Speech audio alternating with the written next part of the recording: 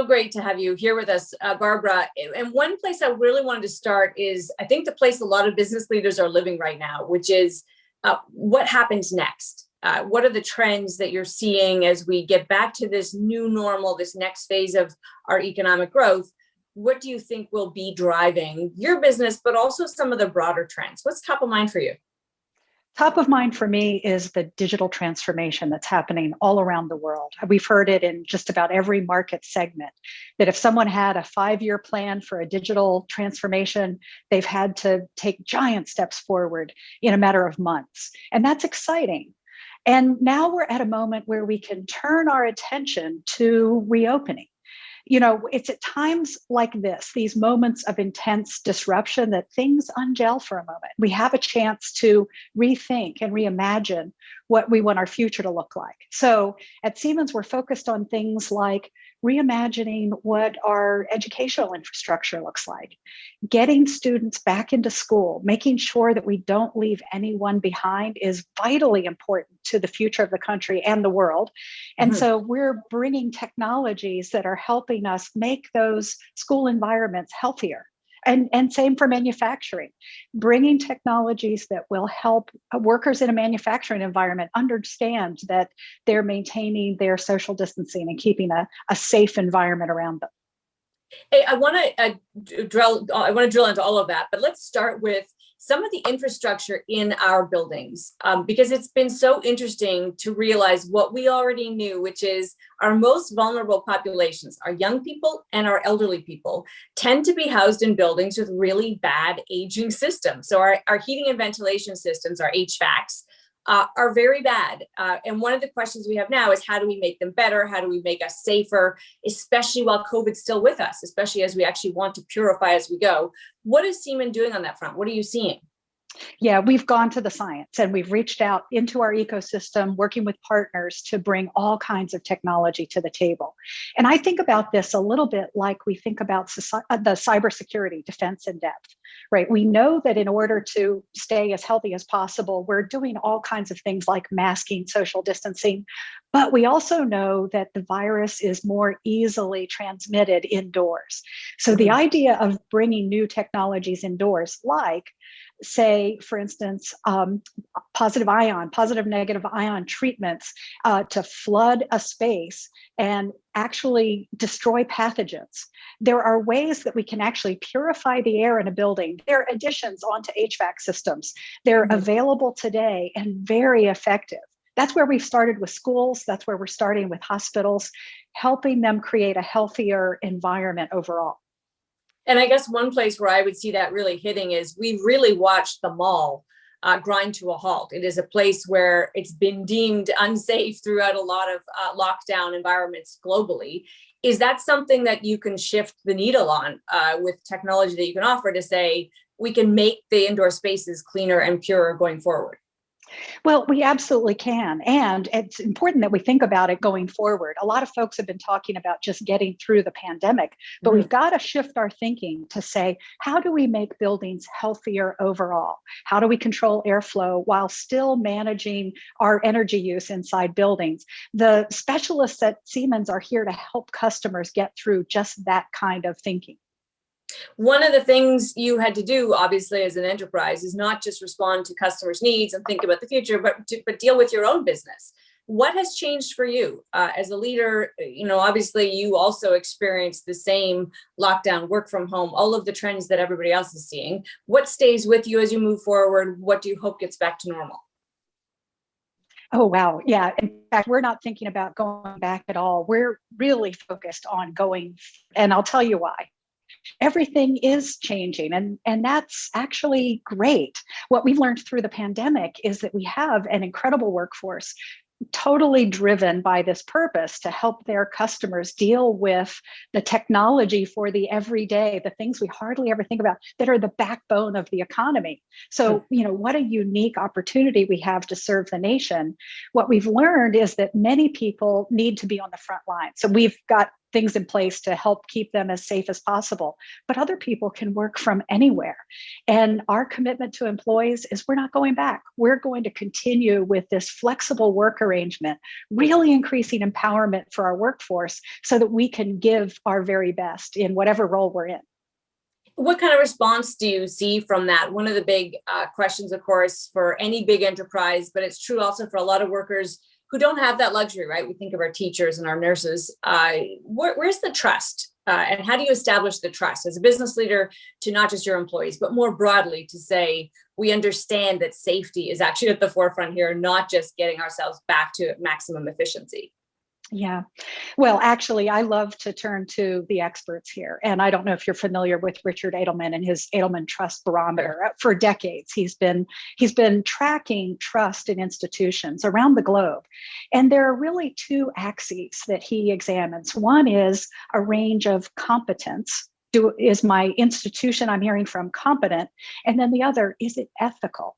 And so we as businesses really attend to both. As I say, we've consulted with the scientists to make sure that we're bringing to bear the best technology we can find. If someone has been tested positive, we can track without people having to rely on their memories. We're able to track and trace. This is a matter of competence, being able to say we have the technology and we know how to use it. The other is ethical. Are we stepping up and paying attention to the right things? Well, putting employee and customer safety first is key to our ethical response. On the places that you play, the technology that you have, much of the digitization that businesses have had to do is really just an acceleration of where we knew we were going. We knew healthcare was going to have to go from paper to digital, and suddenly we really need to get there in a hurry. Did you find your businesses were where you wanted them to be? In other words, are you also pivoting to say, actually, we're going to focus more in certain sectors because there's greater opportunity and our technology lends itself there? Or were you exactly where you wanted to be to help the customers the way you want to? Great question. And I think like all businesses, we had a plan. Now, our plan happens to be rooted in the global megatrends, urbanization, climate change, and aging demographics. So all of our capabilities from healthcare to energy to the industrial infrastructure had all been focused on natural long-term trends that we know aren't going to shift a lot over time. But boy, did COVID accelerate some of those areas. So yes, we took a close look and doubled down in certain key areas. And let me give you a good example. When the coronavirus hit, our healthcare colleagues were able to immediately go to work on developing a total antibody test. They had that out and available. Now that's a tool available to all of us to understand public health.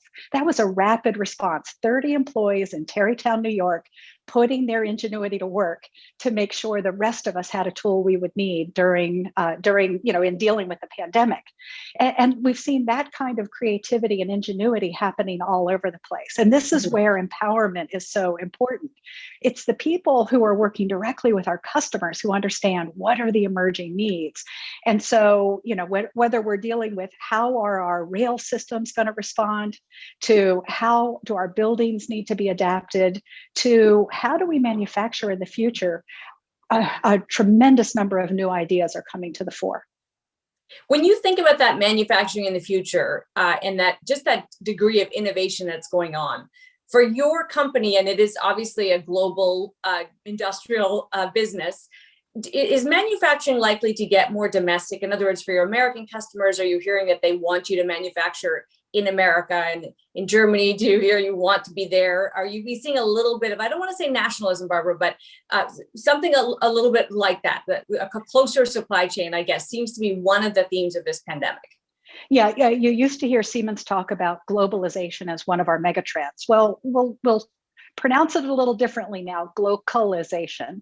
The idea that, and the pandemic showed us the need for this, right? The idea that we need to be able to produce goods close to the point of demand so that we don't have to rely on global supply chains that could easily be disrupted with a pandemic. And so we see a renewed focus there. We see a real emphasis, particularly in disaster response or, world health emergency response. We've got a concept that I've been talking about every chance I get that is, think of just the way we stockpile certain physical things that we need in case of emergency. Just as we keep a strategic petroleum reserve in case of emergency there for fuel, we could have a strategic digital twin reserve.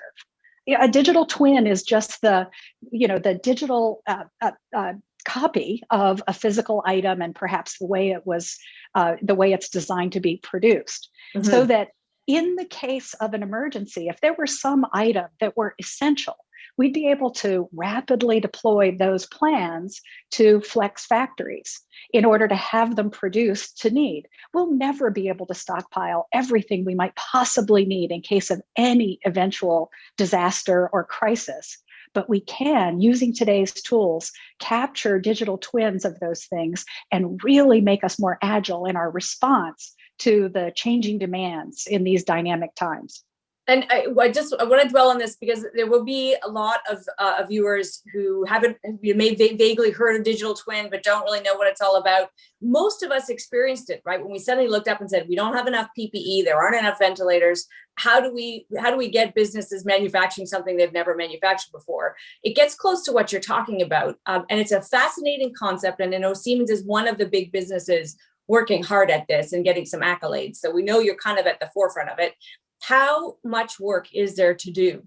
It's easy to say, right? You could probably easily create, digital twins of your top 5 products without too much trouble. When you actually think of that concept, Barbara, as something that's more global in nature, more about the broader societal good, what are the impediments to getting that done? A real bank of how we make things, all that intellectual property ready for use. Well, I actually think the impediments are mainly in our own lack of knowledge about the availability of tools to help us do this. So the tools exist today to help us capture digital twins, to protect the IP, and then to make those digital twins available to others for manufacture. In fact, Siemens worked with Medtronic and captured the digital twin of one of their ventilators that they were able to then license out to manufacturers. So there's a great story of a global manufacturer who had just stood up a Vietnamese-based auto plant who converted their line to produce ventilators in a matter of 2 weeks, right? It's this kind of speed to need that is the game changer, and the tools already exist. The risk, obviously, is really one of owning your property, of what happens to the security of that IP, which is a big issue, especially when we think of it as now a cyber risk we're introducing. Do you protect for that too? Is that something you can reassure on? Absolutely. And so, the technologies such as blockchain are essential to being able to maintain that chain of ownership, sure that the intellectual property owner retains the rights to that. And think about what this could unlock, for manufacturers today who have to maintain large inventories of replacement parts for things that are obsolete or aging out, for them to be able to then license out the production of those parts in areas of the world where those things might be used. Or think about what this could do for things we deploy globally, and then allowing for local manufacture of replacement parts. It's really a game changer in terms of the business models that could then be applied, and the unlocked potential then, the financial benefit for companies who can switch their thinking about how they manage their inventory. I would imagine that high on the list of macro themes that drives your business these days will be sustainability. And I say that just because it's true for every major industrial business. Where does it fit for you in terms of how you make decisions, how you think about products, how you think about manufacturing? Yeah, Amanda, I have the pleasure of serving on the Global Sustainability Board for Siemens. And we were the first company, large-scale industrial, to make a pledge to be carbon neutral. So back in 2015, pledged to be carbon neutral by 2030, be halfway there at the end of 2020. And in fact, 54% of the way there is what we achieved at the end of the fiscal year. Really proud of that, and now working across the entire science-based target initiative to make sure we're looking at the total chain, helping our customers meet their objectives, helping our suppliers understand. In fact, one of the things we've implemented is a green digital twin. So we can give feedback to suppliers about how their products compare with others in terms of meeting our sustainability goals and those of society. So, Amanda, you'll see it top to bottom in our business. I would tell you, this is not something we do. This is who we are as Siemens. And what kind of help do you think businesses like yours need from policymakers? We know there are lots of goals on reducing emissions. We have actually more lofty goals right now from the corporate world than we have from governments in some ways.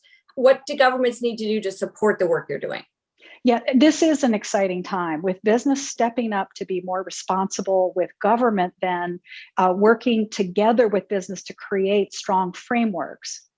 One of the things we did during the pandemic was actually partner with the Harris Poll and with the US Conference of Mayors. And we surveyed over 100 mayors across the country, asking them what did they need and what did they see as the biggest challenges and opportunities. 70% of all mayors said they recognize the need for investment in infrastructure, and particularly the implementation of technology in order to create jobs and re-energize their economies. So we've already seen action on that front. We're pleased that the COVID relief packages that we've seen are actually providing funding for the technologies like the one I described, providing better air quality inside buildings. That's exciting. But we now have the opportunity to also expand our focus to the subjects of climate change and racial equity. This is a moment when everything is disrupted, when we can ask ourselves, could we accomplish all three of these objectives at once with some lightweight government infrastructure, with some new goals being set out for all of us? Then with strong governance from business, we're going to have the ability to really tackle and make giant steps toward these objectives. We have had some big changes in government in the US, which I think some people hope will lead to a slight shift in tone when it comes to kind of global interaction. To less trade friction would be one thing I think that many people are hoping to see from President Biden. Do you think this is a cooperative era when you think about things like sustainability, racial equity, all of the things that we hear businesses are pushing towards? Will you do it on a global way? Yeah, at Siemens, we will continue to take a global view. We will continue to seek to provide our technologies to the people who need them all around the world. I mean, you think about the global need, our colleagues in Siemens Energy, there are 1 billion people without access to electricity, 1.5 billion who don't have reliable electricity globally. They have a real challenge on their hands to meet the needs of societies everywhere. In healthcare, the idea that globally cancer is such and we have technologies now that could help free of the fear of cancer. And then what we're doing within Siemens AG is bringing these next generation technologies into infrastructure and industry. It really is transformative. So we want to be working everywhere, but as I said, we will be global. We're going to make sure that we maintain a very local presence wherever we work. And one of the big things I think we'll be dealing with in business is this question about what happens in the cyber world as China, the US, and Europe seem to be moving in 3 very different directions. We need to leave it there, Barbara. It's been great talking to you. Appreciate your time. Thank you, Amanda.